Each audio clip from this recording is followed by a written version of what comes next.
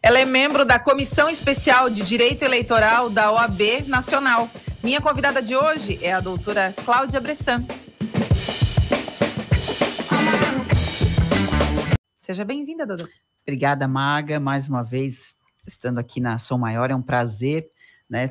Vir a Criciúma, o sul do estado, que é a minha região, então é uma alegria sempre estar aqui com vocês, meus amigos queridos, então uma alegria muito grande. Fazia um tempo já que eu queria conversar contigo, mas tudo acontece na hora certa. E como a gente está em ano, não dá nem para chamar de pré-eleitoral, porque todo ano é um ano um pouquinho eleitoral, né? Um pouquinho pré, a gente está sempre em pré-campanha. Sim. E ano que vem, efetivamente, a gente tem as eleições. Qual que é a expectativa de vocês para as próximas eleições? Nós, eleitoralistas, a gente já tem a gente já começa a trabalhar nos anos que não são eleitorais, né? Todo mundo acha que eleitoralista trabalha a cada 2 anos, e não é assim. A gente tem um trabalho bastante intenso naqueles anos que não são eleitorais, porque tem toda uma preparação com os partidos políticos, né, com os pré-candidatos, então a gente tem todo um cuidado de verificar aqueles que vão se colocar à disposição, a questão das mulheres também, então a gente já começa a fazer esse trabalho de monitoramento, de trabalhar os pré-candidatos e as pré-candidatas no ano anterior às eleições, e a expectativa é que nós teremos uma eleição bastante acirrada em alguns municípios, e claro que naturalmente há partidos aí polarizando o cenário, né, estadual, e então a expectativa ela é grande, e também a gente traz uma preocupação, porque a gente sabe que cada eleição que passa, a tecnologia ela ajuda, mas ela também traz outras preocupações. Então hoje a dificuldade, o maior cuidado que nós teremos, né, o jurídico de uma campanha, na questão da área tecnológica, até para evitar aí um prejuízo político para qualquer candidato. Quando a internet passou a ser utilizada como ferramenta oficial, né, numa campanha política, e a coisa foi se profissionalizando, ou seja, antes, acho que 2012, 2014, o uso, por exemplo, a época do Facebook, né, ele era meio atrapalhado, assim, tipo, não tinha uma legislação. Isso. Né? Cada um usava como quisesse, e não, era mais ou menos assim, ó, regras, não há regras, né? Era meio solto. Depois as coisas foram se organizando, e hoje há acho que umas 2, 3 eleições, as regras para o uso das redes sociais estão cada vez mais, não sei se rígidas, mas tem uma coisa cada vez mais menos amadora e mais profissional. O uso da internet é o principal foco de vocês no cuidado das campanhas para não infringir, acabar trazendo problemas para uma eleição? Na verdade, a internet, a rede social, por mais que a gente tenha o marco da internet, a gente tem a Lei Geral de Proteção de Dados, que traz um regramento, né, um cuidado um pouquinho maior com os dados sensíveis. Tem a legislação eleitoral como um todo, que traz a questão dos impulsionamentos no período eleitoral. O impulsionamento são os posts pagos. Os posts pagos, só que a campanha de um candidato, ele não começa dia 16 de agosto, né? Ele começa hoje. Hoje nós já estamos, né, por mais que eu tenha que falar que quem começa hoje está atrasado, né? Já está atrasado, porque um candidato que nunca foi candidato, ele tem que já começar a criar uma identidade com o eleitor. Ele já tem que estar numa rede social, ele tem que movimentar uma rede social, só que ele tem que ter o cuidado do que vai postar, para não gerar uma campanha antecipada, não caracterizar qualquer tipo de abuso. Então, são cuidados que a gente tem hoje, né, com esse monitoramento, e também a maior preocupação é com a desinformação. A gente chama de fake news, mas é o combate à desinformação, porque é quase uma terra sem lei, por mais que a gente tenha essas legislações que traz alguns limites, né, algumas obrigações também para as plataformas, mas que isso hoje não impede o compartilhamento de um vídeo que possa trazer um prejuízo político para qualquer candidato. Então, a nossa preocupação hoje é o uso da inteligência artificial. Eu ia te perguntar justamente isso. Então, a inteligência artificial, ela é fantástica, mas ela também traz as preocupações, porque ela é usada tanto para um lado quanto para o outro, né? Eu tenho que estar monitorando. Hoje nós temos a Dark Web, tudo que vai sair de ruim de uma determinada pessoa, ela circula nos fóruns na Dark Web. Então eu também tenho que me preocupar em daqui a pouco estar monitorando a Dark Web, porque tudo que circula ali é o que vai estourar, e se tu tem um monitoramento, tu consegue antecipar e criar uma vacina né, para determinado candidato, para não trazer um prejuízo político, porque às vezes isso impacta tanto no município, principalmente nos menores, né, e às vezes uma eleição ela é decidida por 50 votos, por 30 votos, imagina um prejuízo desse, rede social. E que pode ter sido gerada, essa diferença pode ter sido gerada por uma informação que circulou falsamente. Com certeza. A gente vai ter, nas eleições do ano que vem, não só o uso de imagens manipuladas, né, a gente já sabe que isso vai acontecer, então não vai dizer assim, tomara que não aconteça. Vai acontecer. Vai acontecer. E os deepfakes, né, que são os vídeos que também são manipulados com a voz muito similar à pessoa que está sendo imitada, né? O sistema eleitoral brasileiro, será que está preparado para lidar com isso? Olha, por mais que a Justiça Eleitoral se esforce, ela é uma justiça especializada, eu sou fã da Justiça Eleitoral, né, os processos, eles são muito dinâmicos, né, tudo se resolve ali, ou algumas ações ficam pendentes, prestações de contas, mas se comparar com a Justiça Comum, a gente tem uma celeridade bastante grande.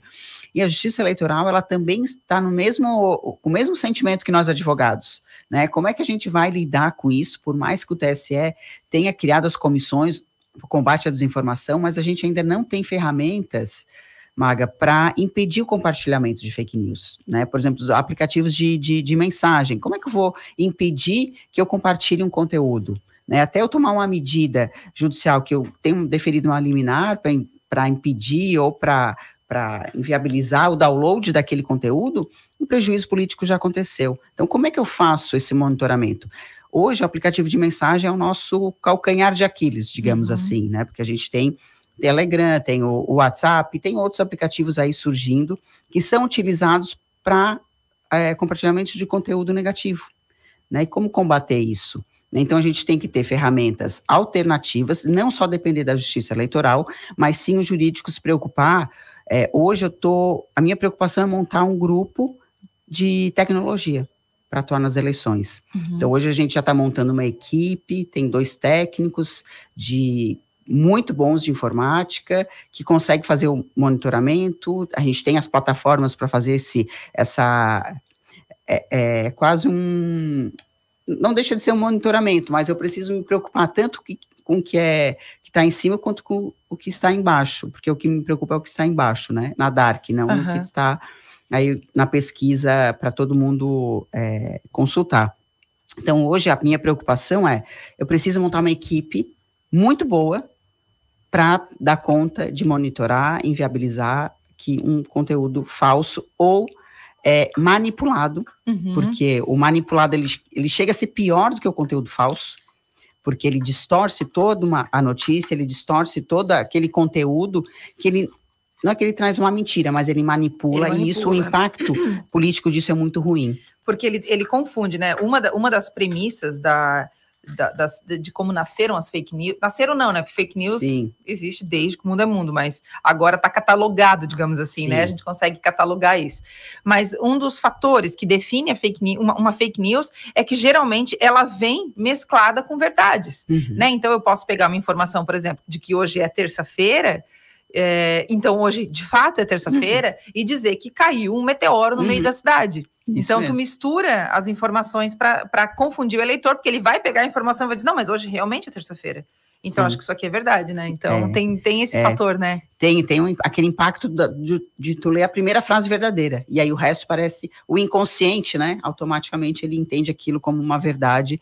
E hoje uma campanha, Maga, ela não se faz sem um advogado, ela não se faz sem um contador, ela não se faz sem um jornalista, um grupo de tecnologia, porque eu tenho que pensar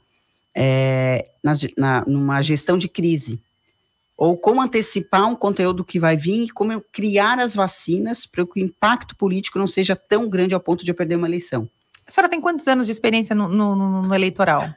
Olha, no eleitoral desde 2010, mas eu costumo dizer que eu nasci em cima de um palanque, um showmício. Então... Na época que podia naturalidade, showmício. Showmício.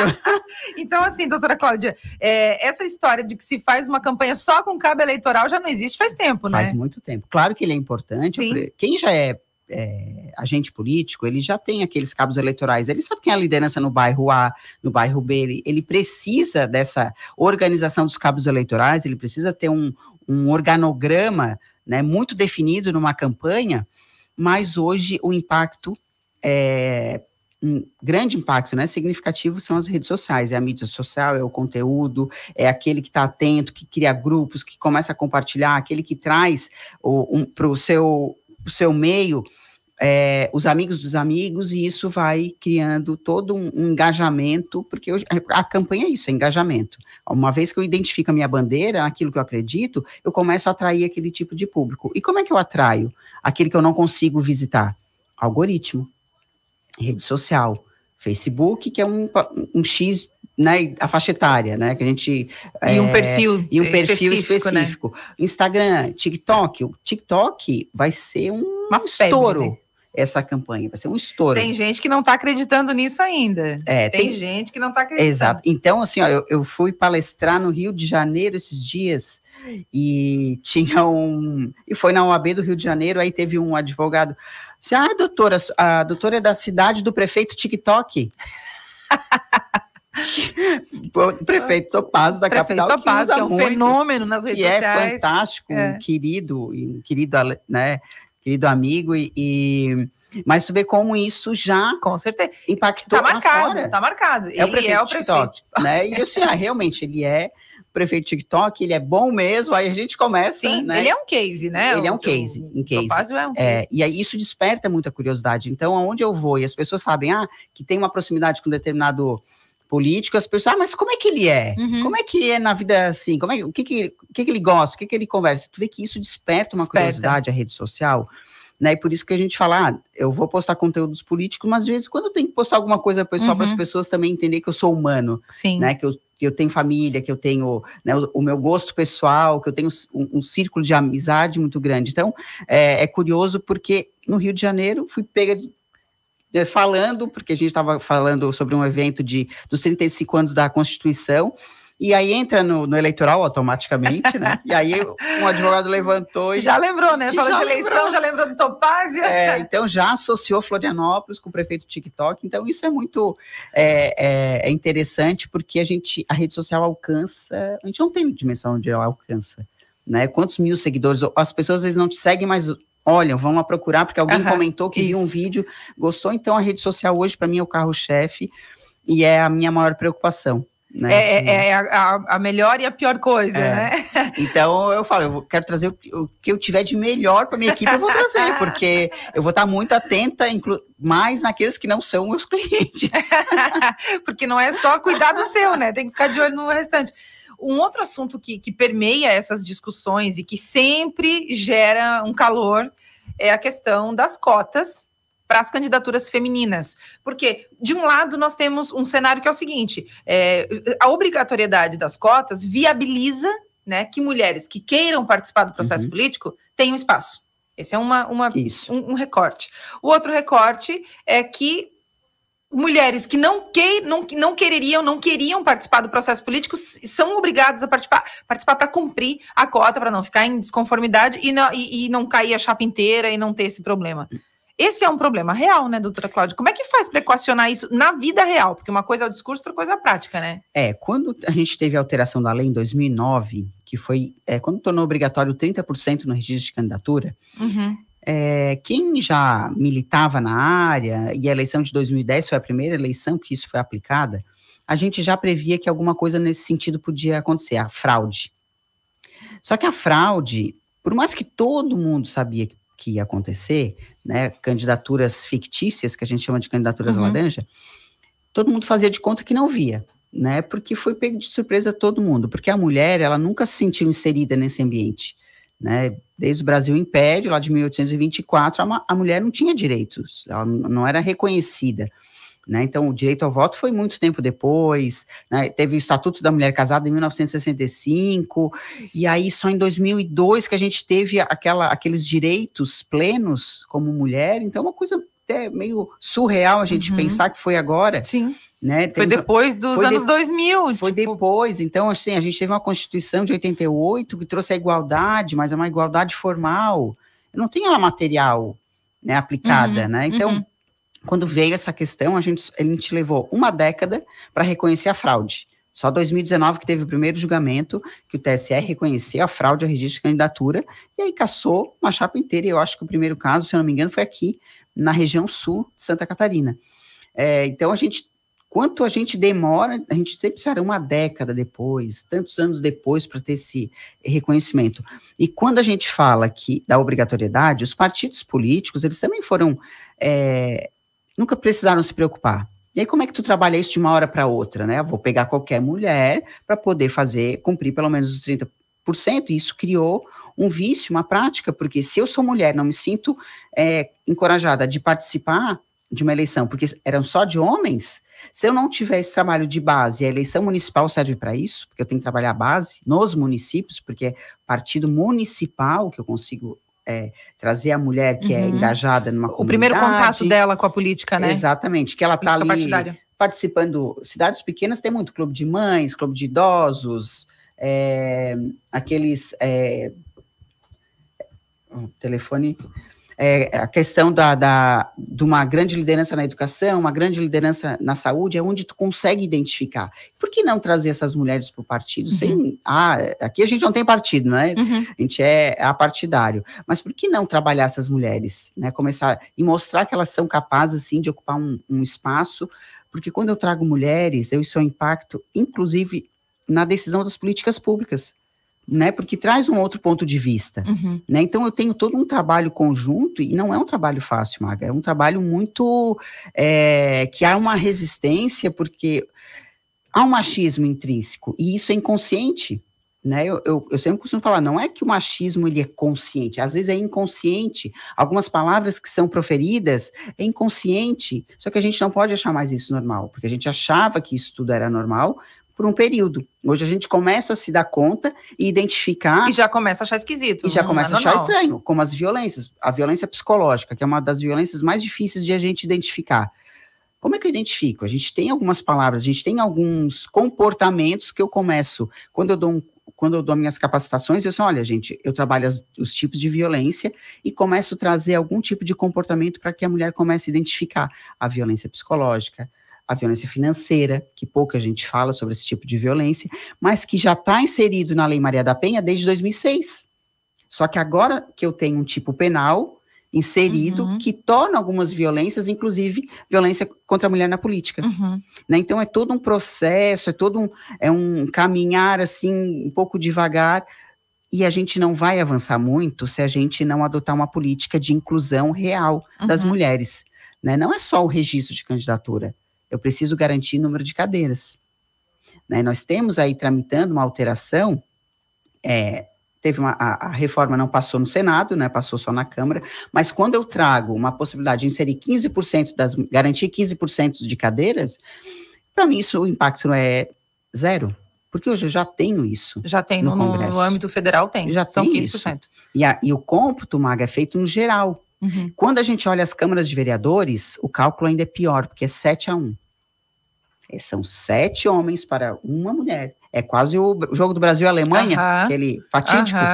E essa é a nossa realidade. A nossa LESC, proporcionalmente, dá 7,5% de mulheres no parlamento. E nós perdemos 2 mulheres nessa última eleição. Então, se a gente não trabalhar isso com uma seriedade, a gente vai ter alguns retrocessos, porque hoje eu não posso permitir que eu tenha garantido 15%. Não, eu já tenho 15%. Né? Por que não começar com já o 20%? Por que não garantir aquele 30%, que é o número de vagas destinadas para as mulheres? Exatamente. Então, vai ter que liberar 30% de vagas. Então, há uma resistência, claro que há resistência, isso é natural, isso a gente tem que aceitar que há resistência.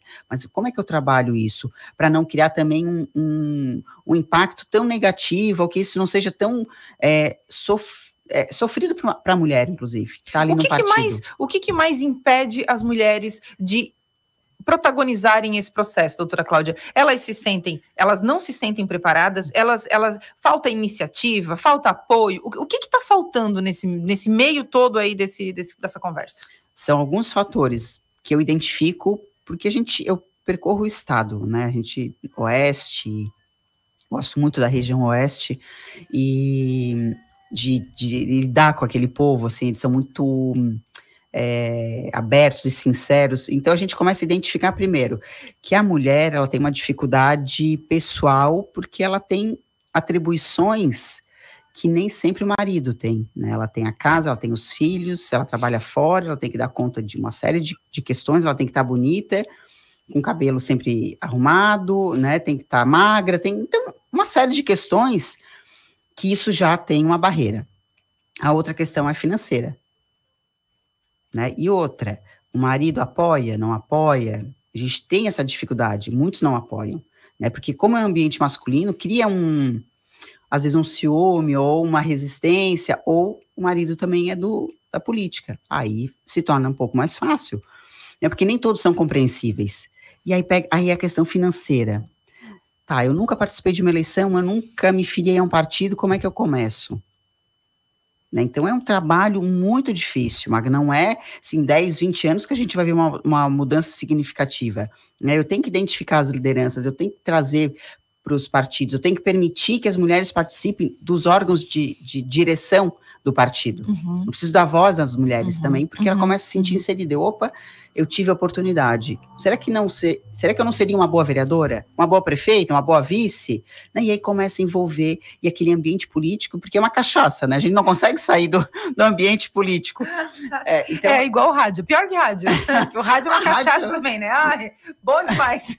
Mas a rádio já é quase já é muito político também, né? Então, muito. É um ambiente que eu gosto muito de estar, assim, eu me sinto muito confortável no ambiente de rádio, TV, porque a gente, quando cresce na política, tudo se torna um pouquinho mais fácil, a gente já cria uma abertura, né, um pouquinho maior. Mas a dificuldade da mulher, voltando ao nosso assunto, ela é uma série de fatores, e além da barreira estrutural, que a gente tem um machismo estrutural, que a gente aos poucos está rompendo. Mas o que eu posso fazer para acelerar isso? Quais medidas eu poderia fazer? Eu vejo uma inicial, que é os partidos políticos municipais. Eu trabalhar a base, os municípios, e aproveitar essa eleição agora e trazer o maior número de mulheres, né, e acompanhar elas da estrutura, capacitação. Né? A gente, quando atua para um partido político em nível estadual, qual é a preocupação do partido? Correr o Estado, capacitando as mulheres, fazer eventos direcionados para as mulheres, mostrar como é que se faz.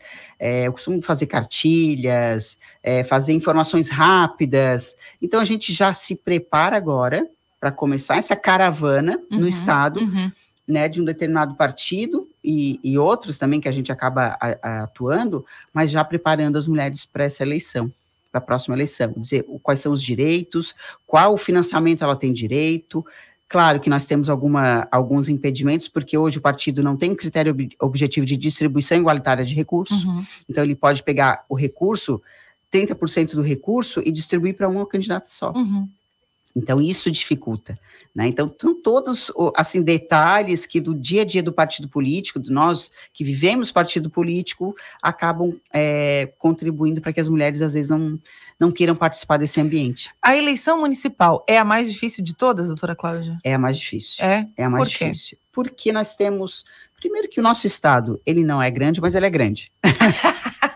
Ele não é grande, mas ele é interessado na política, isso, né? Ele então, é muito politizado.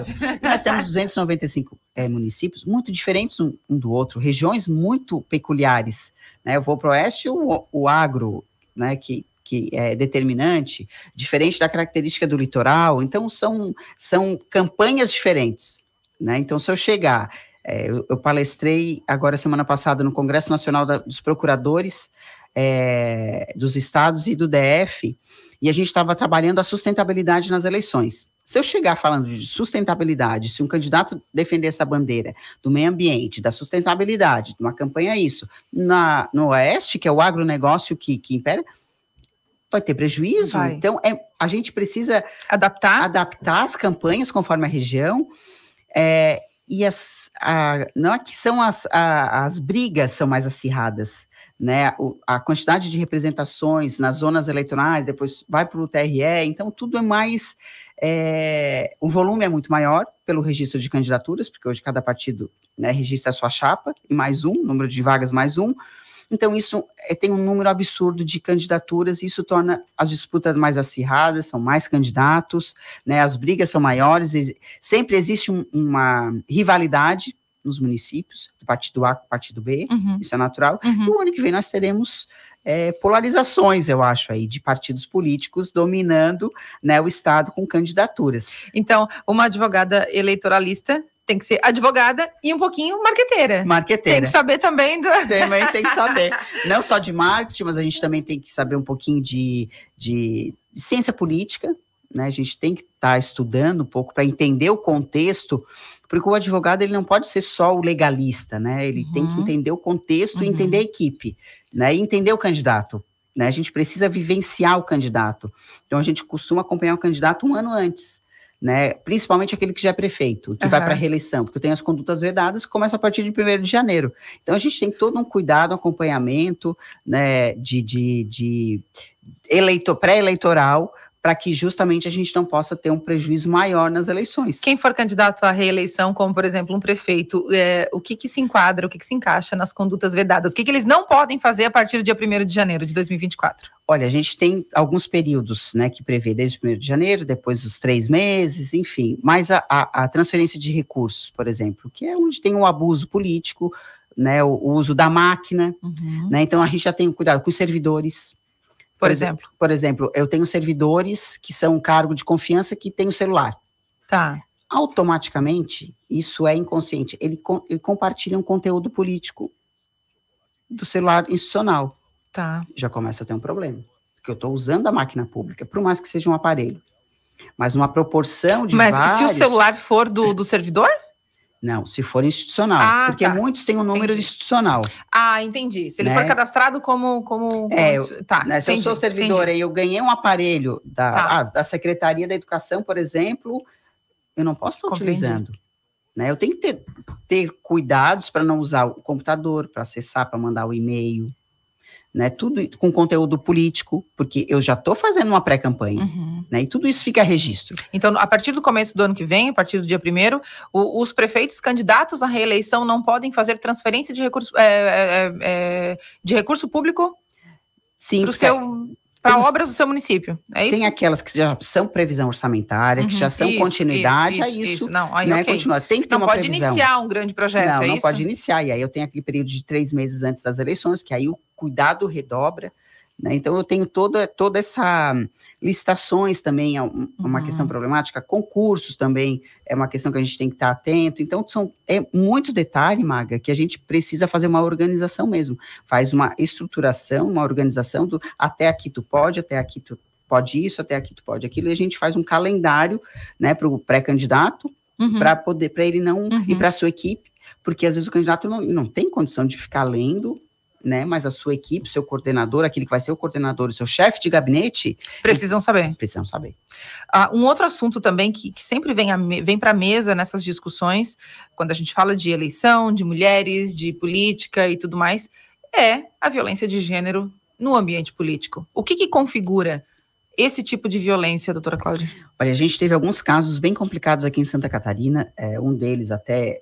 acompanhei a vereadora, ela chegou a ser afastada por 1 ano da Câmara, uma série de perseguições e, inclusive, cortavam a palavra dela, né? Não deixava ela se pronunciar. Quando ela usava o microfone, os seus colegas acabavam falando para atrapalhar a fala, os projetos de lei dela eram sempre deixados de lado, sempre demoravam a tramitação. E tudo isso foi aos poucos ela foi percebendo que ela estava sendo silenciada. E quando ela se deu conta, estava instaurando uma comissão, uma CPI, para apurar uma questão que ela era servidora pública, de um suposto assinatura de uma hora extra de um outro servidor, porque ela era chefe. São situações assim que eu não consigo nem te dizer. Eu não sei como é que ela está em pé hoje, porque ela foi afastada, ela ficou tratamento depressivo muito sério, aí conseguimos uma liminar para ela que ela voltasse, as perseguições continuaram, aí a gente fez uma denúncia para o Ministério Público, hoje esse inquérito ele está na Polícia Federal, eu acompanho esse inquérito, né, o delegado ele já está chamando as testemunhas para ouvir, porque o que a gente precisa? Começar a botar em prática que o criminoso que cometeu a violência seja punido, porque ele vai se tornar inelegível. Ele vai pensar 2 vezes antes de cometer uma violência contra qualquer mulher. Acho que para um político, pior do que ser preso é se tornar inelegível, né, doutora Cláudia? Muito. Porque é algo que a prisão você pode reverter, de repente, de uma maneira um pouco mais ágil, mais rápida, mas a inelegibilidade é mais delicada, né? Muito. É um terreno mais delicado. Ainda mais quando tem uma condenação voltada a uma violência política de gênero. Né? Então, para mim, eu acho que a gente tem que tomar alguns cuidados e alertar, né, que seja os vereadores, enfim, ou aquele que pretende ser candidato, que, opa, agora eu tenho uma tipificação penal, eu preciso tomar cuidado, eu não posso ver a mulher como um objeto, né? Eu não posso colocar, eu tenho um outro município que eu acompanho 2 vereadoras que elas sofrem violências reiteradas, como, nós vamos te botar na comissão, mas tu fica quietinha, não se manifesta. E é assim que acontece. E cidades bem desenvolvidas, que bom, em pleno século XXI, eu não acredito que isso está acontecendo. E quando elas me relataram isso, eu fiquei assim, não pode ser uma cidade desse porte e 2 vereadoras sendo caladas por membros, inclusive para elas não se manifestarem nas comissões, que elas participam e que elas têm voz igual qualquer outro vereador. Então, olha como isso causa até um prejuízo psicológico nas mulheres. E aí, uma delas estava querendo desistir, não ir mais para a reeleição. Eu disse, de jeito nenhum, é agora que tu tem que ir para a reeleição. Né? Tu não pode se conformar com esse tipo de prática. Né? Então, é todo e a gente vê que o abalo é muito grande. Numa vereadora que está no primeiro mandato e que sofre perseguição e que eles fazem questão mesmo de calar, né, para que ela não tenha voz, lá vem a fulana de novo, não dá bola porque o que ela fala a gente não... E é isso que acontece. Né? Não em todos os municípios, mas eu estou trazendo aqui casos que eu acompanho, né, que são muito graves. Então, a gente precisa começar a ter as condenações, a gente precisa acompanhar, sim, por mais que seja o Ministério Público que encampe esse tipo de ação, mas tem que ter um advogado, pelo menos, acompanhando, para que a gente esteja ali cobrando, né, por que não chamou determinada testemunha, por que isso está demorando, né, e eu estava conversando com um delegado, e foi o primeiro caso que chegou para ele, delegado federal, e ele falou assim, Cláudia, nós aqui temos dificuldades, às vezes, porque é muito novo, é muito recente, e quando a gente se depara com um inquérito desse, com um monte de provas, com um monte de testemunha, com tamanha barbaridade que fizeram com essa vereadora, a gente fica até perdido. Aí eu disse, não tem problema, a gente está aqui para ajudar. A gente está aqui para esclarecer tudo.